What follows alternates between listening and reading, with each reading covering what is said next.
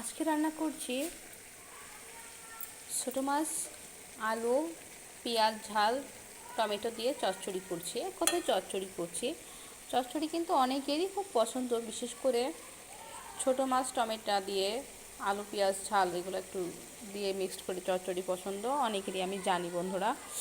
তো এটা আমি আজকে যেভাবে রান্না করছি, অন্যদিন মশলাগুলো ভেজে ফ্রাই করে তারপরে তরকারিটা দিয়ে আলাদা করে মাছ ভেজে রাখি, ছোটো মাছটাও ভেজে রাখি। কিন্তু আমি দেখছি যে না, অনেকে অনেক রকম করে কিন্তু চচ্চড়ি করে। তো আমি আজকে দেখলাম যে না, একটু অন্যরকম করে রান্না করি, যেমন ঝাল, পেঁয়াজ, হলুদ, লবণ, এমনকি যত এই যে গোটা যত মশলা আছে যেটা রান্না করতে এখানে লাগে, আমি সেই সব মশলাগুলো মাছের ভিতরে দিয়েছি। মানে এই তরকারি ভিতরে আমি সবজির ভিতরে এক কথায় দিয়েছি এবং সেটাকে খুব ভালো করে আমি মেখেছি। আমি মেখে রান্না করি না, এই কারণে মনে হয় যে মাছ তো অনেক ছোটো ছোটো থাকে, হয়তো বা মশলাগুলো মিক্সড করে তরকারির সাথে মাখাতে মাখাতে হয়তো বা মাছগুলো ভেঙে যাবে, নষ্ট হয়ে যাবে, তখন অত হয়তো ভালো লাগবে না।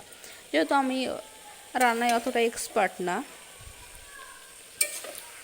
তো আলতো করে একটু বেশ সময় ধরে আমি মাখালাম। মাখিয়ে কিন্তু আমি কোনো কিছু এর ভিতরে ধরেন মশলাপাতি দেওয়ার পরে কিন্তু পানি দিইনি, তেল দিয়েছি। আর এই যে আমরা দেখতে পাচ্ছি এখান থেকে যে পরিমাণ পানিটা এখান থেকে বের হচ্ছে তরকারি দিয়ে, তা কিন্তু অবশ্যই এই টমেটো থেকে বের হচ্ছে বন্ধুরা। এবং আমি এখানে 1 কাপ মতন, 1 কাপের একটু কম মতন পানি দিয়েছি। এখানে হচ্ছে এর ভিতরে তেল ছিল, আমি কোনো একটা কারণেই রান্নার কারণেই এই মগের ভিতরে একটু তেল রেখে দিয়েছিলাম, সরিষার তেল।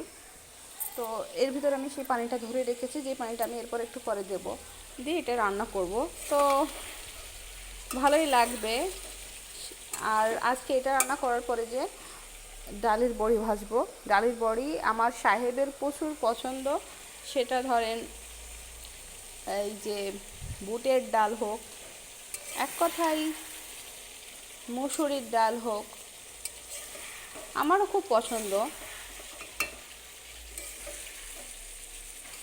ভিডিওটা অনেক বড় হয়ে গেল, আসলে আমি স্কিপ করে কোনো কিছুই আমি আপনাদের সাথে খুব একটা শেয়ার করি না, একভাবেই কথা বলি এবং আপনাদের সাথে শেয়ার করতে আমার ভালো লাগে। ভিডিওটা যাদের ভালো লাগবে তারা ইউটিউবে অবশ্যই সাবস্ক্রাইব করবেন এবং ফলো করবেন আমার ফেসবুক পেজটা। এখানে আমি অবশ্য ঝালের গুঁড়ো, লবণ, হলুদ, জিরে, ধনে এগুলো দিয়ে মিক্সড করে রেখেছি এই জায়গাটা।